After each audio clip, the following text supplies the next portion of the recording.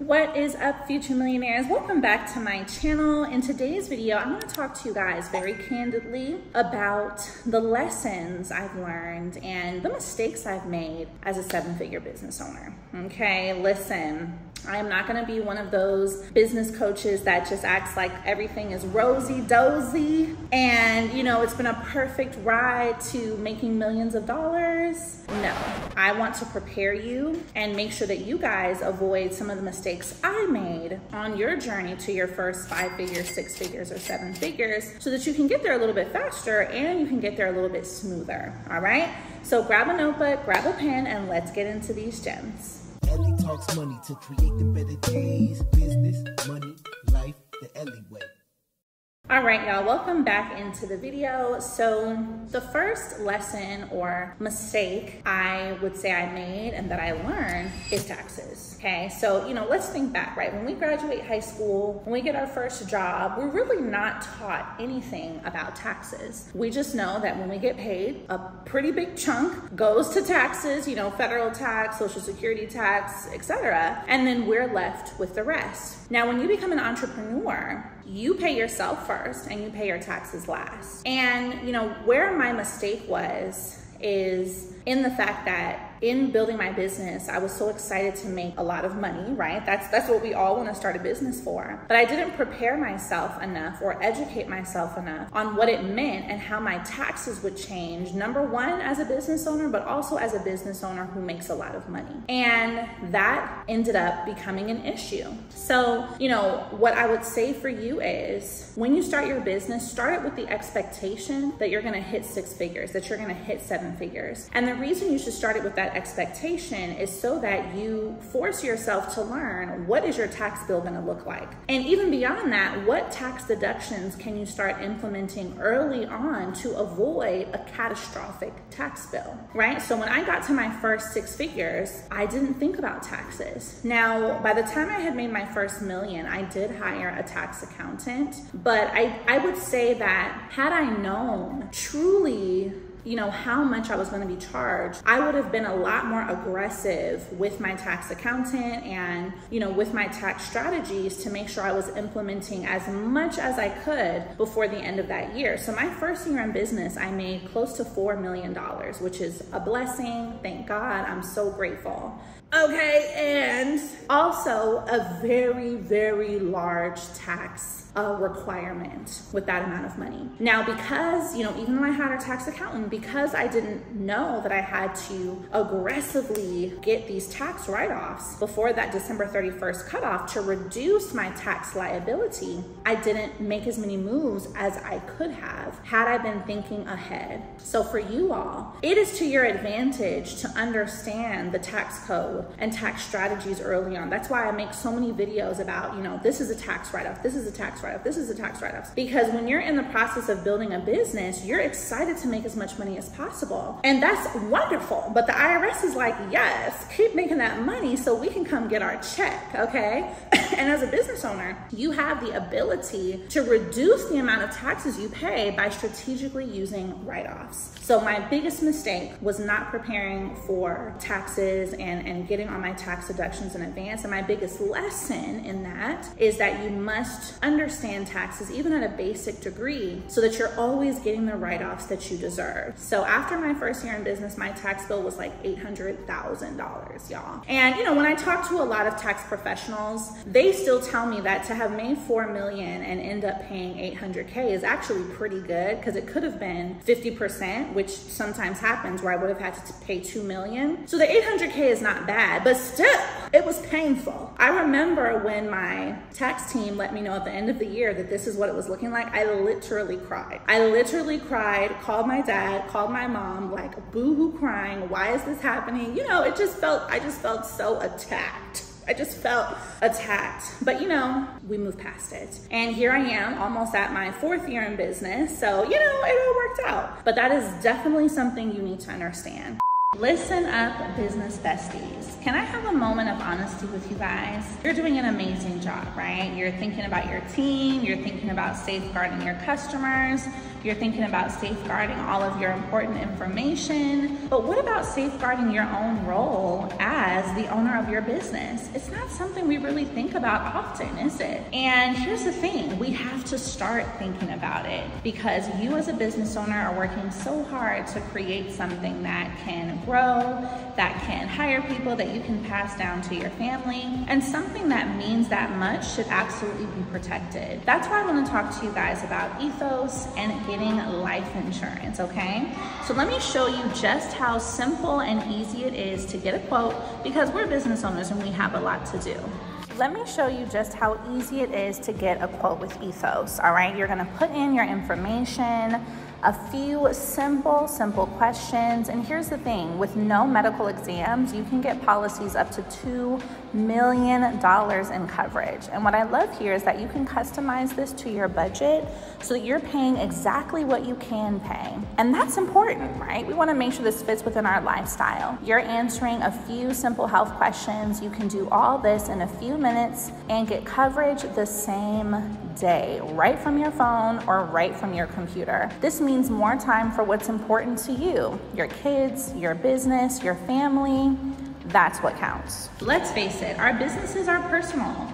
In many cases, our businesses are our babies. We want to take care of it. And just like anything else you protect in your life, your house, your car, your devices, make sure your business is protected as well. That's why I love Ethos. They make it so simple, easy, and fast to get the coverage that you need so you can get right back to doing what's important to you, which is growing your future empire.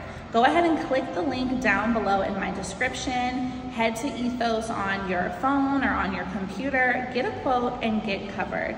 It is really just that simple. Now, the second mistake or lesson I've learned is also related to taxes, but for your state, okay? Now, every state is different. So you might be in a state that doesn't have any income tax. Wonderful. You need to do yourself a favor and understand what type of state you're in and give yourself the ability to incorporate in a state that doesn't have income taxes if you don't want to pay additional income taxes. So I incorporated in California for my business, my first and second year. And California has an extremely high tax rate for businesses, for individuals. It's insane.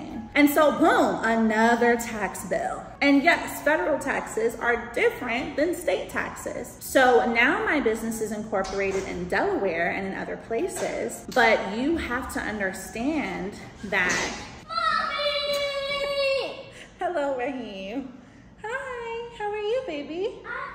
I missed you. How was school today? Did you have fun?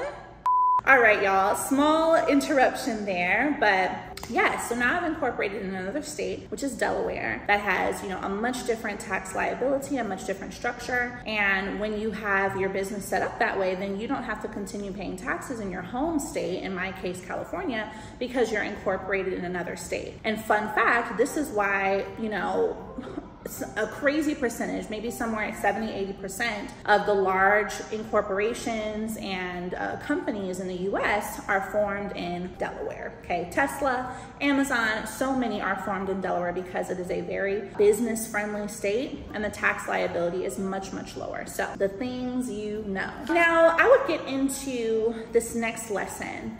There are so many, but I really want to give you guys the most poignant ones. And I might have to make a part 2 to this, so definitely comment part 2 down below if this is helpful, because there are so many things that I've learned along this journey. And I'm grateful to have learned them because, that's how it has to go. Like, if I would have waited for everything to be perfect to start my business, I never would have started. And this is why I tell you guys as well, you can't possibly try to know it all before you start. You just have to start and learn, but surround yourself with good people, get a good mentor, get a good coach, watch good YouTube videos like this so that you can avoid some things along the way. But it doesn't mean stop yourself in your tracks out of fear of just not going forward. I would probably say it comes down to fear. You know, having too much fear has been a mistake of mine. And when I say fear, I mean fear in the sense of, you know, I probably could have grown my following faster. I could have grown my presence faster. I could have grown my community faster had I not been doubting myself, my content, my ideas. You know, fear will really hold you back, and it will really cut your paycheck. You know what I'm saying? Like, it is just rude. It is rude, but it's something we do to ourselves. And there have been many times in my business where I've been fearless, right? Starting my business with a stimulus check at my mom's house was definitely fearless, you know? Starting it even though I didn't have the best environment or background, you know, nothing was perfect. That was fearless. Keeping, you know, staying with it, right? Keeping that momentum, that was also fearless. But areas where I've had fear are after I started to see success, you know, kind of shriveling up, right? Getting nervous. Oh my gosh, I did it once. Am I going to be able to do it again? I did it this one year. Am I going to be able to do it again for another year? That's a no-no. Those things I would highly caution you to avoid. I want to tell you right now, the biggest thing you're going to need in growing your business is courage. Courage, courage, courage, courage. Don't let that scaredy cat part of yourself talk yourself out of your success. Don't do it, because at the end of the day, it's only you who can stop yourself from putting that post up. It's only you who can stop yourself from going after that opportunity. No one is stopping you. That's the biggest lesson I've learned. It's always been only me, right? We think that, oh, we see other people's content, we become intimidated, but that's an us feeling. They don't know us. They're not looking at us saying, oh, let me post this just to make sure that this person doesn't post. Majority of the time, people are not thinking about you, but we are always overthinking and putting ourselves in these doubtful and stressful situations. And so I want to let you know right now, don't make some of the mistakes I made, allowing fear to stop me from pushing forward faster simply because I had the insecure thought that I couldn't do it. You can do it. And I'm letting you know that I had those insecure thoughts even after making my first couple $1 million, you know? So you who are working your way up to your first 6 figures, 7 figures, however many, do not let that get in your way, okay? You will get there faster. You will make more money. You will also feel more fulfilled by leaning into your courage and embracing that fearlessness, because again, it is just you versus you. So those are the 3 core lessons I have for you for today.